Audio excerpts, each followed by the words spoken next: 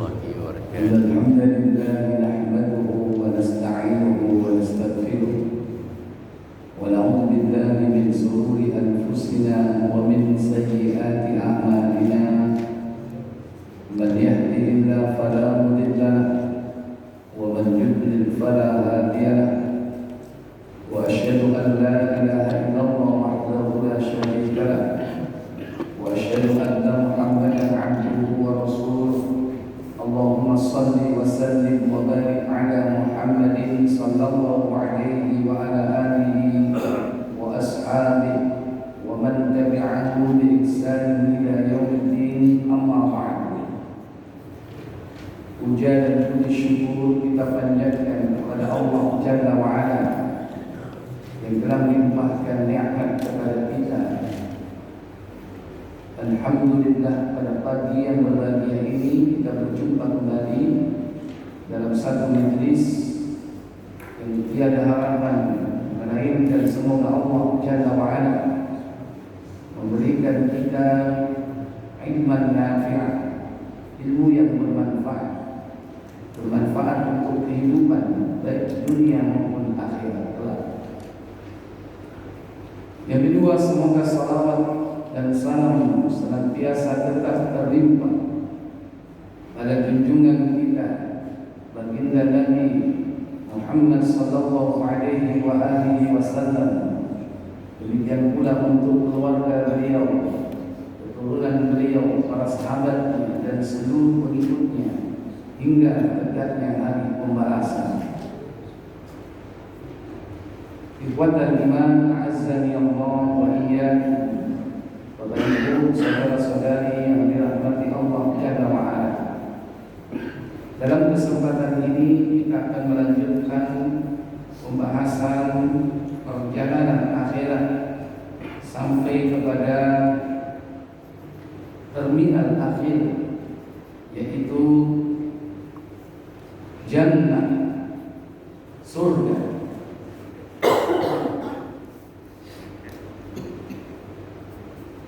Jannah atau surga,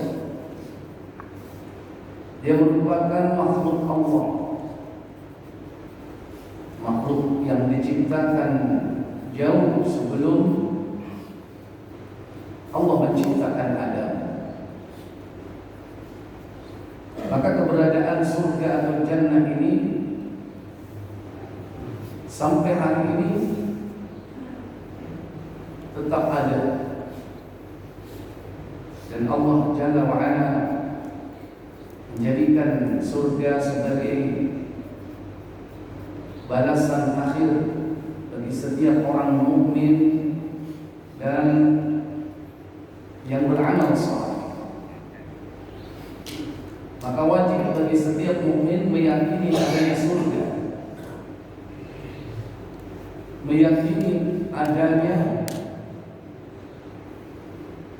bahwa surga telah diciptakan, tidak sebagaimana orang-orang Mu'tazilah yang mengatakan bahwa sekarang surga tidak ada, belum diciptakan, nanti setelah hari kiamat. Ini salah satu di antara keyakinan kelompok Mu'tazilah. Ahlus Sunnah wal Jamaah meyakini bahwa surga itu sudah ada.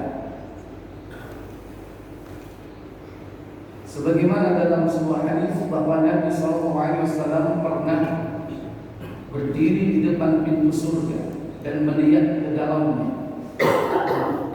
Mayoritas mereka penghuninya adalah fuqara wal masakin, orang-orang fakir dan miskin. Dalam hadis Muslim nomor 2357,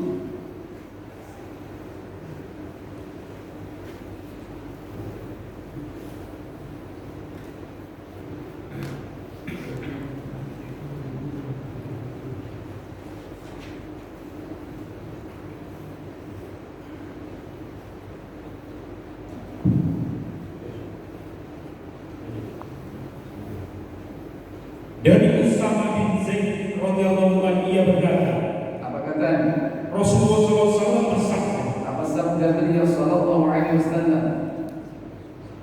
Aku berdiri di pintu surga. Kuntu amama babul jannah. Aku berdiri di depan pintu surga. Maka kulihat orang-orang yang masuk ke dalam, kebanyakan ialah orang miskin. Wa aktsaruha al-fuqara. Wa aktsaru ahliha al-fuqara. Mayoritas penghuni dari surga itu tidak lain adalah orang-orang fakir. Kemana orang-orang yang nasibnya beruntung di dunia, diberikan kenikmatan harta melimpah? Apa kata beliau? Sedangkan orang-orang yang bernasib baik di dunia ditahan di luar. Adapun orang-orang yang bernasib baik di dunia ditahan. Jadi ternyata untuk yang memasuki surga ini ada waiting list, daftar apa? Daftar tunggu. Ada yang tidak masuk karena sebab apa? Mempertanggungjawabkan apa yang telah diberikan Allah kepada mereka. Kemudian kecuali penduduk neraka, mereka langsung diperintahkan masuk ke neraka.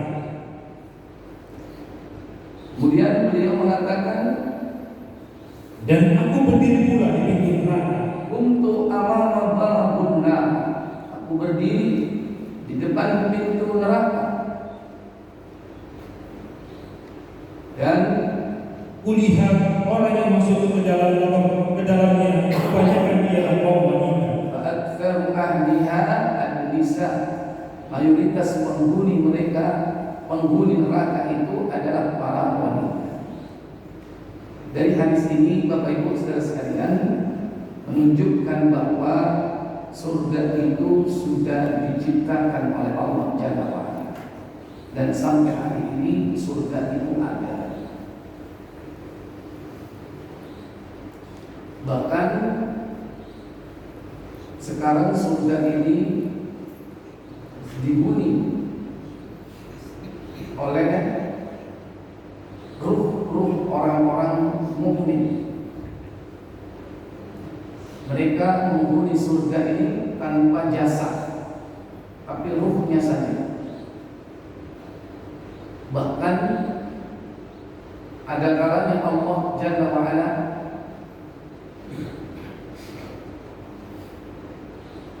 memasukkan ruh itu ke dalam burung-burung surga. Burung-burung surga yang berwarna hijau. Itulah ruh para syuhada. Orang-orang yang mati syahid, ruhnya ditempatkan di surga dalam perut burung yang berwarna hijau. Bagaimana penjelasan tafsir surah Al-Baqarah ayat 154? Allah katakan, wala taqulu liman yuqtalu fi sabilillahi amwat bal ahya'un walakin la tash'urun. Apa kata Allah?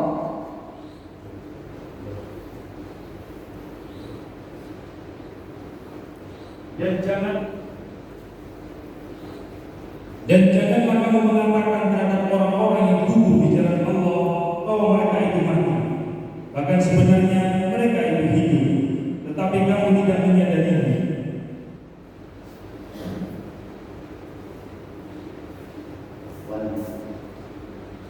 Ya, tafsirnya kata Allah, wala taqulu liman yuqtal fi sabilillahi amwat. Jangan kau katakan bagi orang-orang yang mati syahid bahwa mereka adalah mati, dan tetapi bahkan mereka hidup di sisi Allah, memperoleh rezeki darinya. Apa kata Allah Jalla wa'ala?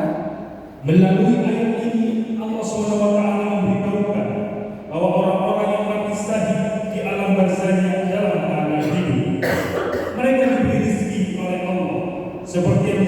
dalam hadis yang sahih riwayat Muslim bahwa arwah para syuhada itu berada di dalam burung-burung hijau yang terbang di dalam surga kemana saja mereka kehendaki. Kemudian burung-burung itu hinggap di lentera-lentera yang bergantung di bawah arsy. Kemudian Allah menjenguk mereka. Dalam sekali jengukannya dia berfirman, "Apakah yang kalian inginkan?" Mereka menjawab, "Wahai Rabb kami, apalagi yang kami inginkan? Sedangkan Engkau telah memberi kami segala sesuatu yang belum pernah Engkau berikan kepada seorang pun di antara makhluk-Mu." Kemudian Allah mengulangi hal itu terhadap mereka. Manakala mereka didesak terus dan tidak ada cara lain kecuali mengemukakan permintaannya, akhirnya mereka berkata, "Kami menginginkan agar Engkau mengembalikan kami ke dalam kehidupan di dunia, lalu kami akan berperang lagi di jalan-Mu hingga kami gugur lagi karena membela Engkau." Mengingat mereka telah merasakan pahala dari mati syahid yang tak terperingat itu, maka Allah berfirman, "Sesungguhnya Aku telah memastikan bahwa mereka tidak dapat kembali lagi ke dunia sesudah mereka mati." Ya. Kemudian bahwa surga itu merupakan rahmat Allah Jalla wa'ala. Adapun neraka itu adalah bentuk keadilan Allah Jalla wa'ala. Di dalam hadis Muslim nomor 2412,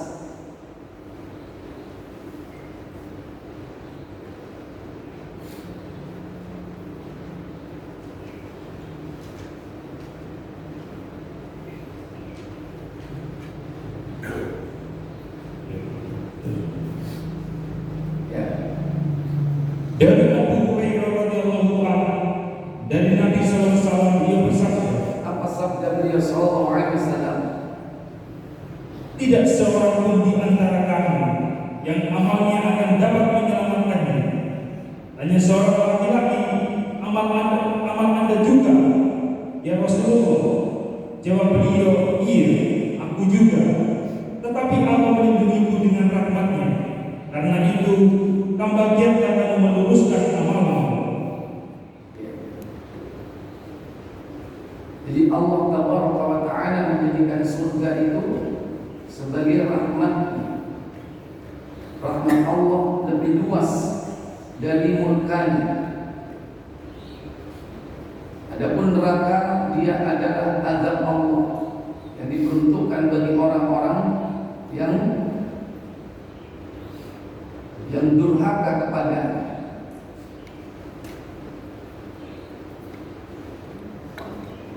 Rahmat Allah Tabaraka wa Ta'ala lebih luas daripada murkanya.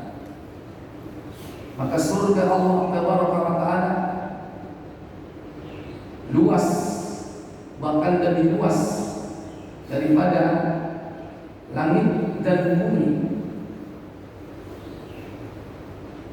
Allah sebutkan dalam surah Ali Imran, surah yang ke-3 ayat 133.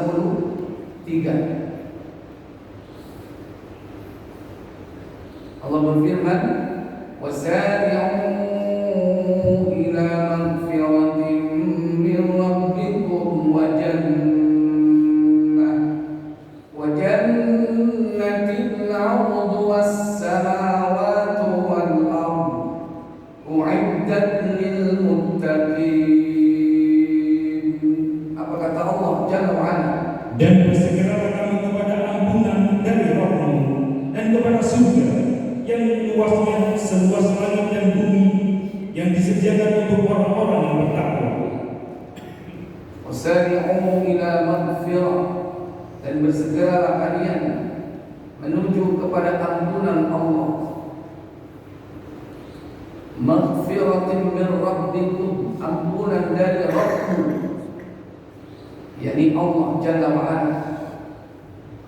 Wa jannah, dan juga surga. Diperintah manusia segera bertobat, mencari ampunan, karena ampunan itu berbanding lurus dengan surga. yang Allah jelaskan, wa jannatin 'arduhas samawati wal ardu, yang surga itu luasnya seluas langit dan bumi.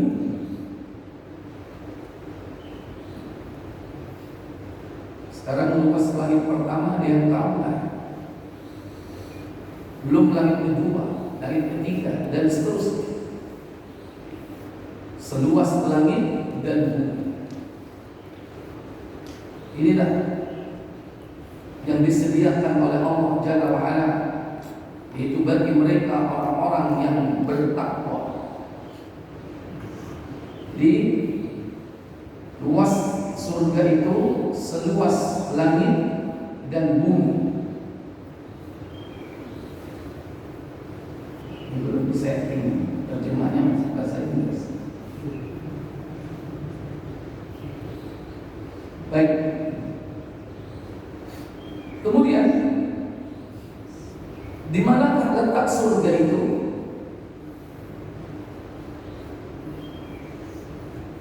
Kita tidak tahu di mana letak surga. Kalau di bumi ini ada lintang dan bujur, lintang garis yang melintang antara utara selatan, kalau bujur barat timur, benar ya? Atau terbalik, sehingga ada garis khatulistiwa. Itu bujur apa lintang kalau khatulistiwa? Lintang 0 derajat. Lintang 0 ya. Lintang 0. Jadi membentang dari timur barat, itu garis khatulistiwa. Itu dari bahasa Arab, khatul istiwa. Khat itu garis. Khat itu garis. Istiwa waktu. Khatul istiwa, garis waktu. Masuk Indonesia jadi apa? Khatulistiwa. Tapi kita bangga, ternyata bahasa Arab masuk ke dalam bahasa Indonesia. Dan banyak serapan-serapan bahasa Indonesia dari bahasa Arab. Nah, kita tidak tahu kalau bumi itu ada lintangnya. Kalau langit, siapa yang tahu? Adakah bujur, adakah lintang, atau berapa koordinat? Allah Ta'ala. Tidak ada yang tahu di mana letaknya surga itu. Yang jelas yang harus dipahami bahwa surga itu letaknya kalau dipilih antara atas dan bawah. Bapak bisa jawab yang mana? Kalau ada dua pilihan, atas dan bawah, Bapak pilih yang mana? Kenapa Bapak mengatakan atas?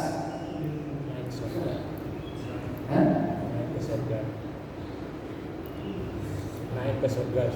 Sesuatu yang mulia, sesuatu yang berharga itu di bawah atau di atas? Itu tidak bisa diingkari oleh hati nurani. Secara fitrah manusia akan menjawab di mana letak surga. Pasti dia mengatakan di atas. Karena ada pemahaman bahwa yang di atas itu lebih mulia daripada yang di bawah. Sementara surga adalah kenikmatan tertinggi. Maka pasti kita akan bisa menjawab bahwa letaknya di atas. Sekarang di mana letak atas? Atas itu definisinya tinggi.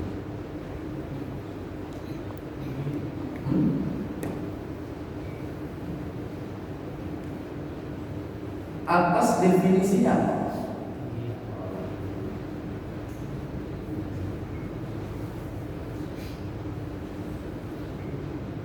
Kalau salah mendefinisikan, nanti bagi mereka yang beraliran bahwa bumi itu bulat, nanti bisa rancu. Kalau definisinya benar, mau yakin bumi datar, mau yakin bumi bulat, tetap benar. Berarti atas itu arah mana? Atas. Atas itu gini. Kalau mereka yang meyakini bumi bulat, di mana? Bawah. Berarti dia mengatakan gini tapi bawah. Ya. Arah atas. Sebagian mengatakan bahwa arah atas itu adalah apa yang berada di atas kepala kita. Itu adalah arah atas. Maka demikian pula mereka yang meyakini bumi, yakni bulan. Apa saja yang berada di atas kepalanya itu arah atas.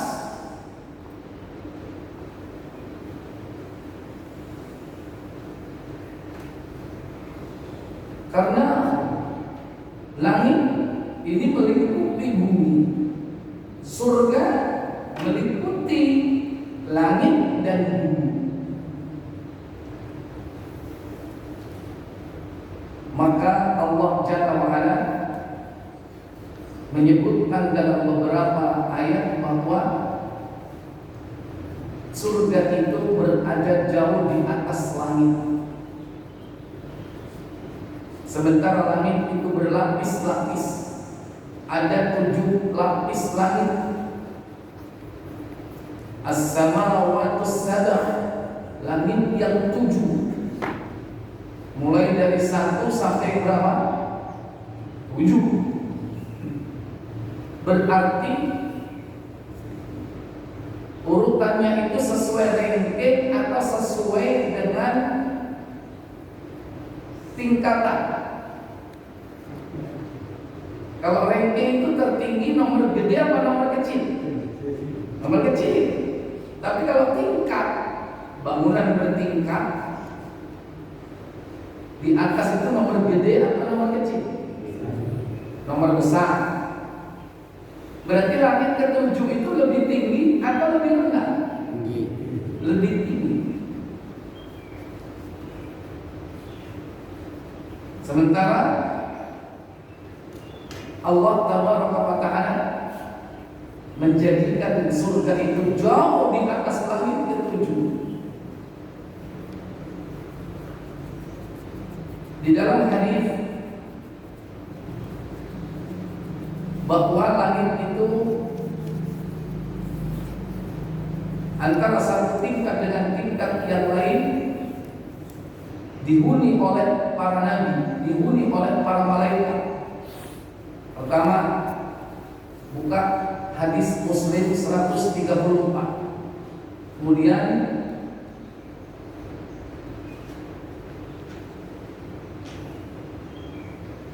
Tirmidzi, nanti kita buka 2530.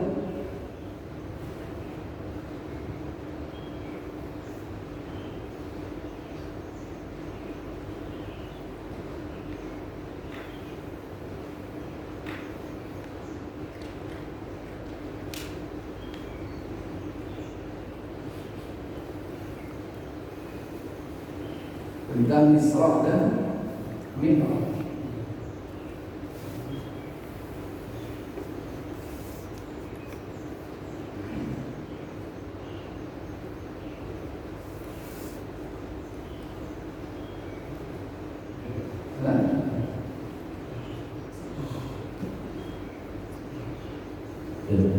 Dari Anas bin Malik radhiyallahu anhu, ia berkata, Rasulullah SAW bersabda.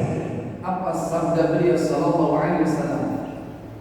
Jibril membawakan kepadaku seekor burung, yaitu sejenis hewan berwarna putih, lebih panjang dari keledai dan lebih pendek dari legong. Ia dapat melompat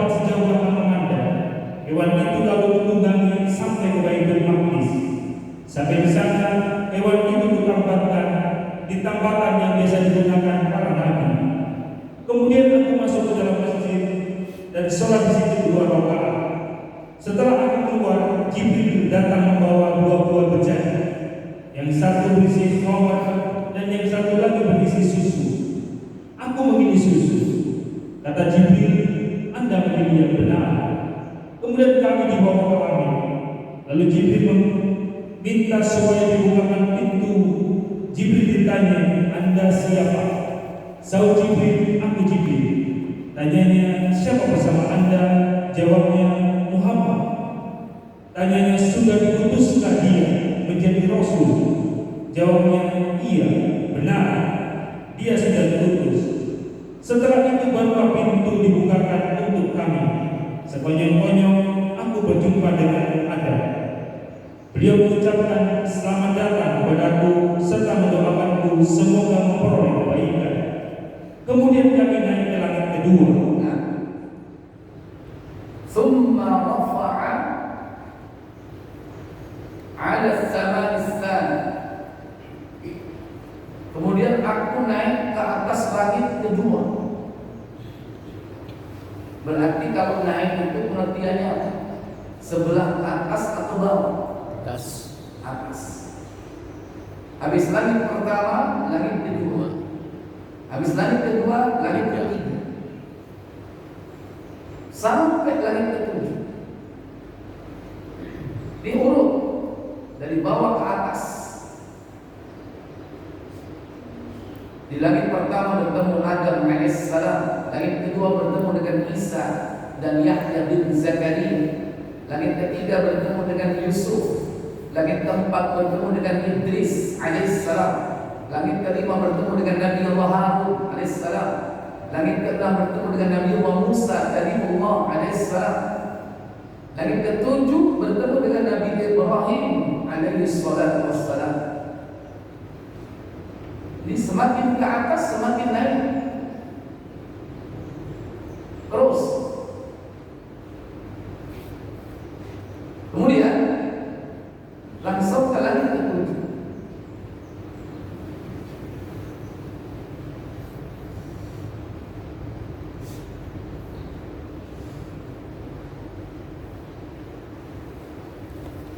Jibril membawaku naik ke langit ketujuh. Jibril meminta dibukakan pintu lalu ditanya, Man anta? Siapakah kau? Kata Jibril, Ana Jibril. Wa man ma'a? Siapa bersamamu? Maka Jibril menjawab, Muhammad sallallahu alaihi wasallam. Qad ursilat. Apakah dia sudah diutus? Jawab Jibril, na'am. Kemudian sudah, betul, silakan. Langsung diteruskan. Iya, kan? Kemudian setelah itu dibukakan pintu. Kemudian kami naik ke langit ketujuh. Jibril minta dibukakan pula pintu. Dia bertanya, siapa Anda? Jawabnya, aku Jibril. Tanyanya, siapa yang bersama Anda? Jawabnya, Muhammad sallallahu alaihi wasallam. Tanyanya, apakah dia sudah diutus? Jawabnya, iya, dia sudah diutus. Sesudah itu, lalu pintu dibuka untuk kami. Tiba-tiba aku bertemu dengan Ibrahim alaihissalam sedang bersandar ke Baitul Ma'mur, di mana 70.000 malaikat setiap hari masuk ke dalamnya dan mereka tidak pernah kembali lagi dari situ. Kemudian Jibril membawaku ke Sidratul Muntaha. Jibril membawa Nabi kita ke Sidratul Muntaha. Lebih tinggi atau lebih rendah? Lebih tinggi lagi. Sidra itu pohon. Kalau di dunia namanya sidr, sidrun. Di situ dengan kalimat muzakkar. Kalau Sidratul Muntaha dengan kalimat muannas, sidratun. Al-intaha itu batas akhir. Sidratul Muntaha itu batas akhir bagian di bawah. Bagi makhluk-makhluk yang di bawah nggak boleh naik setelah Sidratul Muntaha. Bagi makhluk-makhluk yang di atas batas akhirnya yang paling bawah itu Sidratul Muntaha. batas akhir dari makhluk yang di atas itu. Dan Sidratul Muntaha batas atas, batas paling atas dari makhluk yang ada di bawah. Nabi sampai di sana. Apa kata beliau tentang pengalaman beliau? Ya. Kemudian Jibril membawaku ke Sidratul Muntaha, mendapatkan sebatang pohon yang daunnya seperti telinga gajah dan buahnya sebesar anjing. Setiap kali ia tertutup dengan kehendak Allah, ia berubah sehingga tidak satu pun makhluk Allah yang sanggup mengungkapkan keindahannya. Ya. Tidak satu pun makhluk yang dapat membayangkan, menggambarkan, melukiskan keindahannya. Berarti Sidratul Muntaha indah atau tidak? Baik. Sekarang kita buka hadis yang lain. Sidratul Muntaha sudah. Sekarang hadis Muslim nomor 2448.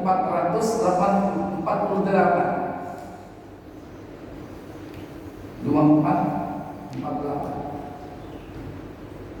tentang ruh yang dibawa oleh dua malaikat naik.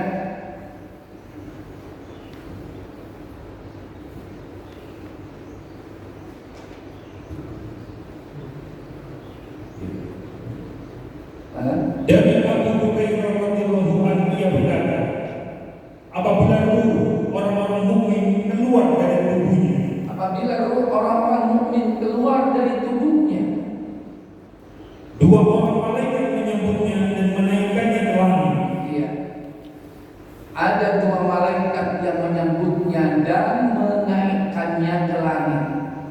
Menaikkan berarti atas atau bawah? Atas. Kalau bawah berarti apa? Menaikkan atau menurunkan? Menurunkan. Menurunkan. Di bawah roh itu naik ke langit, melewati langit pertama, langit kedua, langit ketiga, terus lanjut. Karena baunya harum, penduduk langit. Kata Hama, karena baunya harum seperti kasturi, kata penduduk langit, ruh yang baik datang dari bumi. Roh harum datang dari bumi. Bahkan mereka para malaikat bersolawat atas ruh itu. Apa kata malaikat? Sallallahu alaihi, semoga Allah melimpahkan kebahagiaan kepadamu dan kepada tubuh tempat engkau bersemayam. Sallallahu alaihi, semoga Allah merahmatimu wahai ruh, dan juga tubuh tempat kau bersemayam dulu di dunia. Ada jasadnya di mana? Ikut atau di bumi? Mungkin ketika itu jasadnya lagi dimandiin oleh manusia, sementara ruhnya dalam perjalanan menuju kepada Allah. Sebelum dia dikembalikan saat di alam barzakh untuk menjawab pertanyaan mungkar dan nakir. Lalu ruh itu dibawa ke mana? Lalu ruh itu dibawa ke hadapan Rabbnya Azza wa Jalla. Kemudian Allah berfirman, Apa firman-Nya? bawalah dia ke Sidratul Muntaha dan biarkan di sana hingga hari kiamat. Bawa dia ke Sidratul Muntaha, biarkan dia di sana hingga hari kiamat.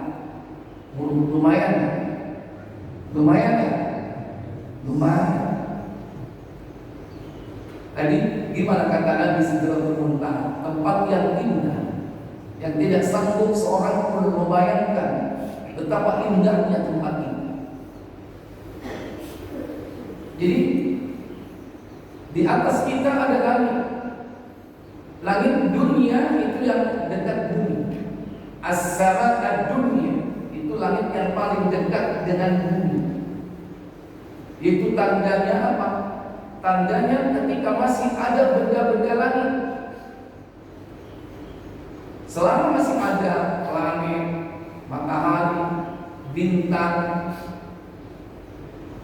asteroid, komet, apalagi meteor. Kalau masih ada benda-benda seperti itu berarti langit dunia. Belum langit yang sebenarnya, yang 1, 2, 3, 4, 5, 6, 7 itu. Langit yang dekat itu masih ada tanda-tanda benda-benda langit. Sebagaimana Allah berfirman dalam surah Al-Mulk ayat 5. وَلَقَدْ زَيَّنَّا السَّمَاءَ الدُّنْيَا بِمَصَابِيحَ وَجَعَلْنَا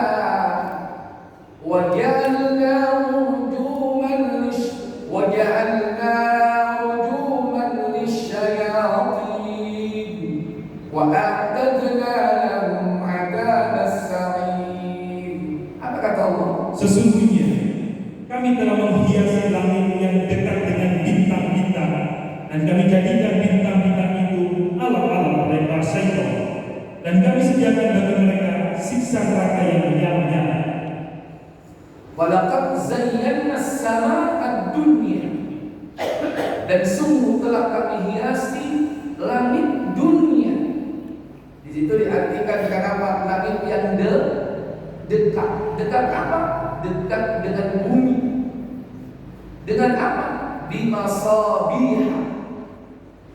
Masabih jamak dari misbah. Misbah itu adalah pelita yang dapat mengeluarkan cahaya. Yang dimaksud di situ apa? Yaitu meteor yang bergerak, yang mengeluarkan cahaya. Sebagai apa? Rujuman, sebagai alat pelempar lisyayatin, alat yang mengejar dan membakar syaitan-syaitan yang hendak mencuri berita-berita langit. Makanya kadang meteor itu meteor kadang sampai tembus ke bumi. Nanti sing kena meteor itu negeri-negeri yang banyak setannya. Jadi karena setannya nyasar ke situ. Wallahu a'lam. Jadi langit bertingkat-tingkat, ada 7 lapis langit. Di atasnya Sidratul Muntaha. Nah, di atas Sidratul Muntaha itulah surga. Sebagaimana langit berlapis-lapis, surga pun juga berlapis-lapis, bertingkat-tingkat. Berapa tingkat surga?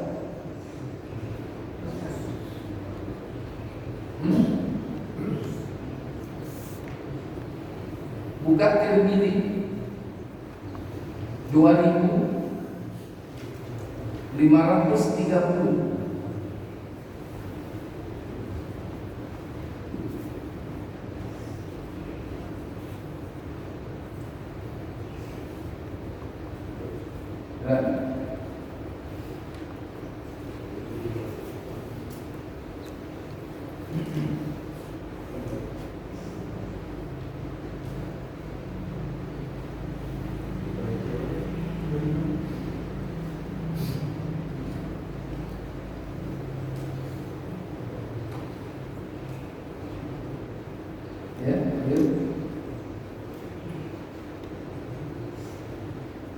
Dari Anas bin Jabal bahwasanya Rasulullah SAW bersabda, apa sabda beliau sallallahu alaihi wasallam?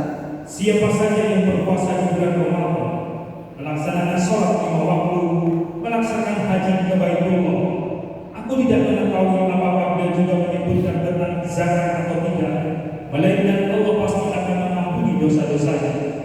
Baik dia sedang berhijrah di jalan Allah atau sedang berada di negerinya tempat ia dilahirkan.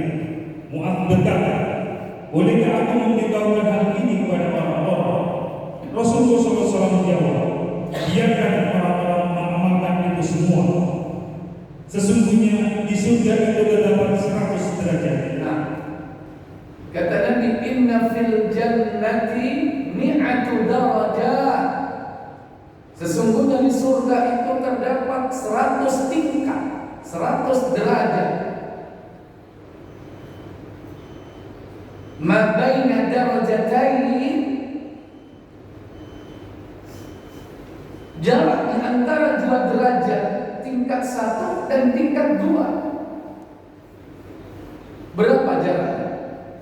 Jarak antara 2 derajat seperti jarak antara langit dan bumi. Baina sama seperti jarak langit dan bumi. Ada yang tahu jarak langit dan bumi berapa? Nggak ada yang tahu. Belum ada penelitian. Sopo sing ngarep ngukur. Terus pakai apa ngukurnya? Kalaupun ada yang mengatakan jaraknya sekian perjalanan cahaya, sekian perjalanan kilometer cahaya, wallahu a'lam. Itu hanya prediksi. Hanya Allah saja yang tahu. Jarak antara dua derajat seperti jarak langit dan bumi. Tingkat yang tertinggi dan paling utama apa itu? Lanjut. Surga Firdaus merupakan surga tertinggi dan paling utama. Jannatul Firdaus al-A'la, tertinggi. Dia adalah tingkat yang keberapa? Tingkat itu nomor gede apa nomor kecil? Besar. Hah? Nomor besar. Berarti tingkat keberapa? Ke 100. Itulah surga Firdaus. Di atasnya terdapat apa? Di atasnya terdapat Arsy Ar-Rahman. Mu'ala Arsyur Rahman. Di atasnya terdapat Arsy Allah yang Maha Pemurah. Ar-Rahmanu 'ala al-'arsy istawa. Dialah Allah yang Maha Pemurah yang bersemayam di atas arsy. Bukan Allah di arsy, tapi jauh di atasnya lagi. Irtafa'a, meninggi. Karena Allah tidak butuh arsy. Karena arsy itu makhluk. Makhluk terbesar yaitu arsy yang Allah ciptakan pertama kali. Ada yang mengatakan para ulama pertama kali dicipta adalah qalam. Sebagian ulama mengatakan pertama kali makhluk dicipta adalah arsy, makhluk tertinggi yang dia dipikul oleh malaikat yang bernama Hamalatul Arsy, malaikat pemikul arsy. Jumlahnya 8. Itu malaikat pemikul arsy. Kalau yang mikul 8 berarti gede mana antara yang memikul dengan yang dipikul? Halo? Lan cilik lapor digotong monggol. Wong situ ae wis cukup. Ini saking gede, dipikul oleh malaikat Hamalatul Arsy 8 jumlah. Yang jarak telinga malaikat itu antara telinga dan pundaknya, jarak malaikat yang memikul arsy antara telinga dan pundaknya itu seperti jarak langit dan bumi.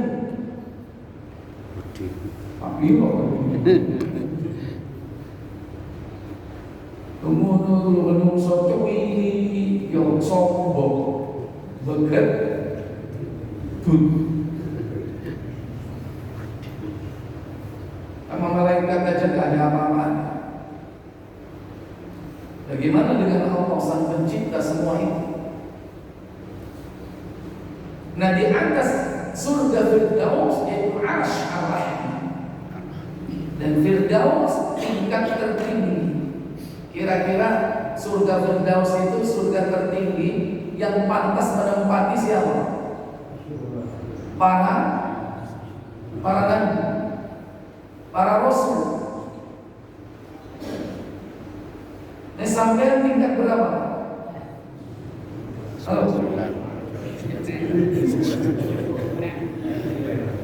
Tingkat 100. Terus cocok deh kelakuan ini. Kalau antum minta kepada Allah surga, minta yang berapa? Oh, balon. Jangan ke 100.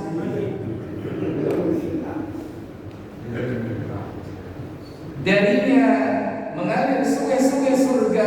Lanjut. Darinya, yaitu dari surga Firdaus mengalir sungai-sungai surga. Jika kalian ingin memohon kepada Allah, maka mohonlah surga Firdaus kepadanya. Nah, tetap kita dianjurkan oleh Nabi minta yang tertinggi. Idza sa'altal jannata fas'alil jannatal firdaus. Jika kamu meminta surga, mintalah surga Firdaus. Masih ada yang delok kelakuannya aduh. Tapi kita minta dalam rangka untuk apa? Mengamalkan perintah Nabi. Nabi memerintahkan, menganjurkan, ya udah kita minta Firdaus saja. Makanya kalau sekarang minta surga yang spesifik. Selama ini kan kita nggak spesifik kan. Minta tertinggi. Gimana kalau minta? Allahumma ayo. Allahumma Inni as'aluka jannatal firdaus. Sederhana. Allahumma inni as'alukal jannatal firdaus. Ayo. Allahumma inni jannatul firdaus. Nah, itu sekarang spesifik. Engkau DD 3 tingkat 50 diterima enggak? Terima. 3 tingkat nomor 5 diterima enggak? Terima. 3 basement Terima. paling bisa diterima enggak? Diterima. Kenapa? Karena surga paling rendah itu adalah 10 lipat kenikmatan dunia. Kalau ada orang mendapatkan nikmat dunia sebagai raja dunia 10 kali lipatnya, itulah nikmat surga paling rendah.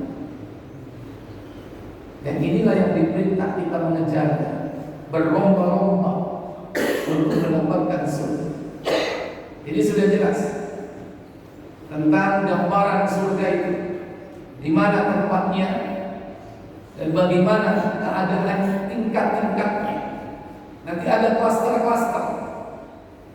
Ada 10 klaster di surga. Demikian pula surga itu memiliki pintu-pintu. Ada berapa pintu di sini surga? Halo?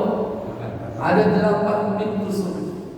Insya Allah nanti kita akan bahas pada pertemuan yang akan datang tentang infrastruktur surga. Tanahnya dari apa? Airnya dari apa? Bangunannya dari apa?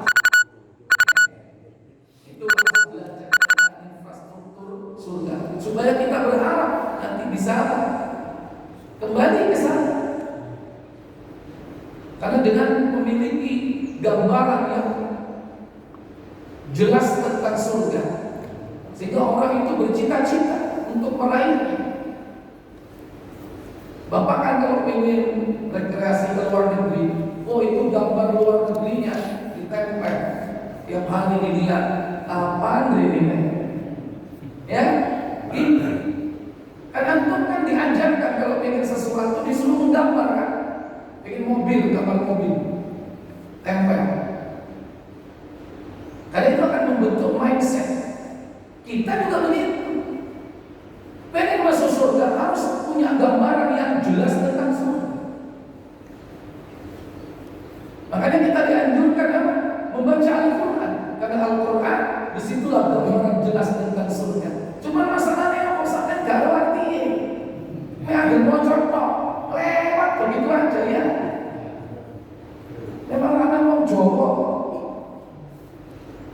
Kecuali kalau antum memahami apa yang dibaca dalam Al-Quran itu. Sehingga apa? Dengan selalu membaca, dengan selalu melihat dalam mata hati kita akan semakin bercita-cita, berambisi untuk mendapatkan surga. Kalau pengen rekreasi di luar negeri, tempat-tempat indah, buat apa? Entekno dulu, tiwas pakbel, loroati, sampai ke sana lihat orang lu, kok dia punya ini, lu kok dia seperti itu, kok saya nggak bisa loroati, mulai kenes. Tapi kalau kita tamasya ke surga, melalui apa yang digambarkan oleh Allah dalam Al-Quran dan Sunnah, itu menjadi cita-cita harapan besar kita. Sehingga ketika kita berdoa pun mintanya itu, tidak minta yang macam-macam. Baik, para Bapak Ibu, mungkin ini yang bisa saya sampaikan. Insyaallah kita sambung ke pertemuan yang akan datang. Sebelum saya tutup, seperti biasa, kalau ada pertanyaan silakan.